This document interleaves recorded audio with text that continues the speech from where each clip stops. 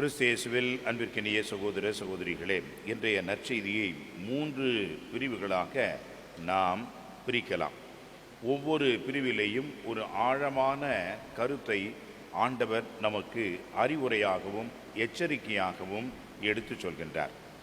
இன்றைய இந்த நற்செய்தியினுடைய முதல் பகுதி எப்படி ஆரம்பிக்கிறது பாருங்கள். இடறல் அல்லது பாவ சோதனை, இதை நாம் தவிர்க்க முடியாது. காரணம், இந்த உலகத்தில் நாம் இருக்கின்ற பொழுது இந்த சோதனைக்கான வாய்ப்புகள் என்பது ஏராளம், நிறைய உண்டு. ஆனால் இந்த சோதனை வருவதற்கு நாம் காரணமாக இருப்போம் என்று சொன்னால் அவனை என்ன செய்ய வேண்டும் என்று ஆண்டவர் இந்த வார்த்தைகளை கடுமையாக சொல்கின்றார். அப்படி சிறியோருள் இவரை பாவத்தில் விழ செய்வதை விட இவருடைய கழுத்திலே ஒரு எந்திர கல்லை கட்டி கடலிலே அவரை தள்ளிவிடுவது நல்லது என்று சொல்கின்றார். அன்புக்குரியவர்களே, சிறியோர் என்று யாரை சொல்கிறார் என்று சொன்னால் குழந்தைகள், சிறுவர் சிறுமிகள். ஏன் இவர்களை இப்படிப்பட்ட ஒரு சூழலிலிருந்து, பாவத்தில் விழச் செய்கின்ற ஆபத்திலிருந்து, துர்மாதிரிகையான ஒரு வாழ்க்கையை விட என்ற வார்த்தையை பயன்படுத்துகிறார் என்று சொன்னால், அன்புக்குரியவர்களே, நாம் அவர்களுக்கு ஒரு கெட்ட முன்மாதிரியாக இருக்கின்றோம். நல்ல முன்மாதிரிகை என்பது பாராட்டக்கூடியது.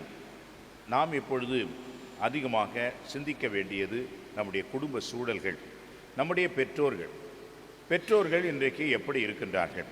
காலத்தின் போக்கிலே அவர்களும் அப்படித்தான் இருக்கிறார்கள். 10ஓட 11 அத்தோட நான் 1 என்று இருந்தால் அந்த குழந்தைகளும் அப்படித்தான் வளருவார்கள்.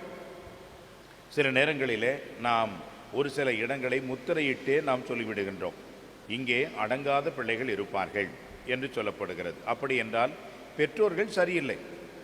அவர்கள் எங்கே இருக்கிறார்கள், யாரோடு பழகுகிறார்கள், எதை கற்றுக்கொள்கிறார்கள் என்பதையெல்லாம் நாம் பார்க்க வேண்டும். அதற்கான வாய்ப்புகள், விழுவதற்கான வாய்ப்புகள் ஏராளம். இன்றைக்கு இருக்கின்ற சூழ்நிலையில் அவர்கள் கையிலே எடுத்து செல்கின்றார்களே அந்த ஒரு மொபைல் என்று சொல்லக்கூடிய ஒரே ஒரு கருவி இன்றைக்கு சாத்தானினுடைய மொத்த உருவமாக வந்துவிட்டது. அதிலே எல்லாமே இருக்கிறது. எனவே அழிவுக்கான வழியை மிக எளிமையாக சாத்தான் கண்டுபிடித்து நம்முடைய கரங்களிலே கொடுத்து விட்டான். இன்றைக்கு குழந்தைகளாக இருந்தாலும் சரி, உண்பதற்கு அவர்களுக்கு முடியவில்லை என்றாலும் சரி, அந்த ஒரு சாத்தானின் கருவியை கையிலே கொடுத்து விட்டால், மண்ணை கொடுத்தாலும் குழந்தைகள் உடனடியாக அவர்கள் உண்டு விடுகிறார்கள். இது எப்படி இந்த பழக்கம் வந்தது என்று சொன்னால், சின்ன குழந்தையாக இருக்கின்ற பொழுதே பல இடங்களில் இருக்கின்றவர்களோடு யூடியூப் மற்றும் பல்வேறு வாட்ஸ்அப் வழியாக பேசுகின்ற பொழுது குழந்தைகள் அதிகமாக இதை பார்த்துத்தான் வளர்கிறார்களே ஒழிய நேரடியாக இருக்கின்றவர்களை பார்த்து அவர்கள் வளருவது இல்லை.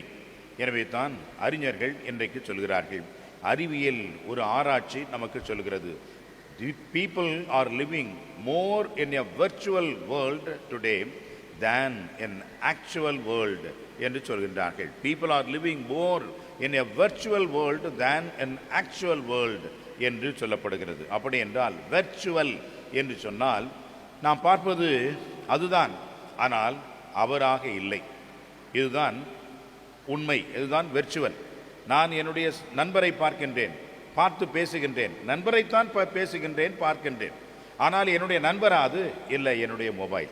எனவே என்னுடைய நண்பர் தான், ஆனால் நண்பர் இல்லை. இதுதான் வர்ச்சுவல் வேர்ல்டு என்று சொல்லக்கூடியது. ஆனால் ஆக்சுவல் வேர்ல்டு என்று சொல்வது, என்னுடைய நண்பரை நான் பேசலாம், பார்க்கலாம், தொடலாம், பழகலாம், எல்லாமே அந்த ரியல் வேர்ல்டு இன்றைக்கு இல்லாமல் போய்விட்டது.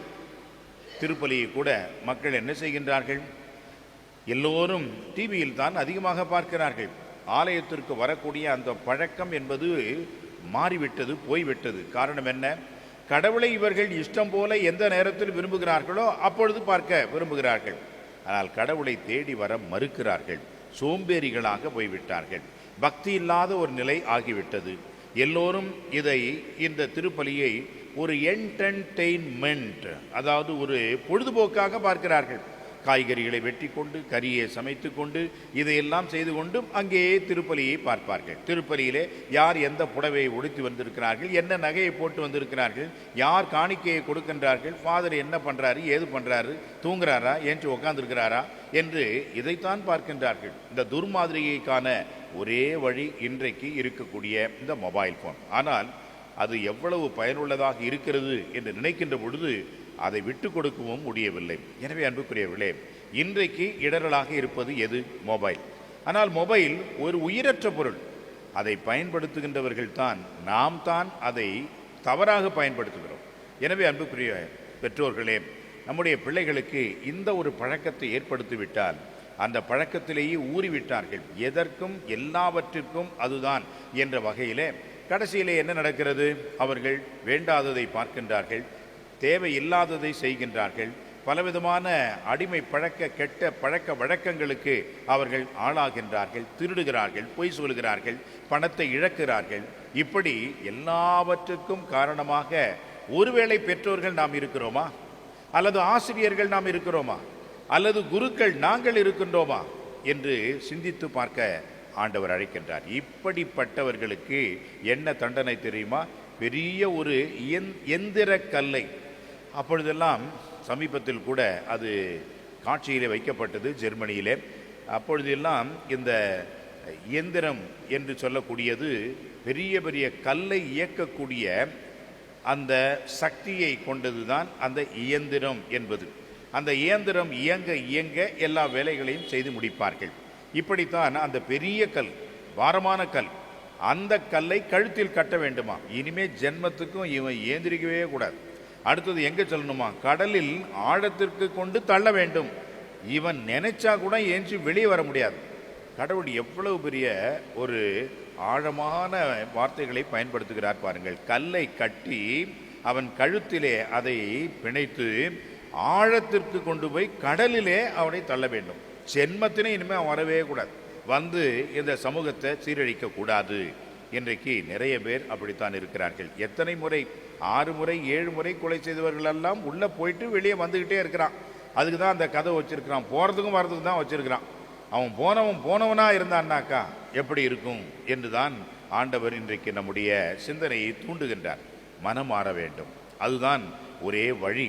எனவே அன்புக்குரிய சகோதர சகோதரிகளே, நம்முடைய பிள்ளைகளுக்கு இடரலாக இருப்போம் என்று சொன்னால் பெற்றோர்களாக இருந்தாலும் சரி, அவர்களுக்கு இதே கதிதானே ஒழிய வேறு மாற்று கருது இல்லை. எனவே தான் பிள்ளைகளை இறை பயத்தில் வளர்க்க வேண்டும், நல்ல பிள்ளைகளாக வளர்க்க வேண்டும். அறிவாளிகளாக மட்டுமல்ல, ஒழுக்கமுள்ள பக்தியுள்ள பிள்ளைகளாக வளர்க்க ஆண்டவர் நமக்கு அருள் தர வேண்டுமென நம்முடைய பிள்ளைகளுக்காகவும் பெற்றோர்களுக்காகவும் சிறப்பாக தொடர்ந்து இந்த திருப்பலியிலே வேண்டுவோம். ஆமென்.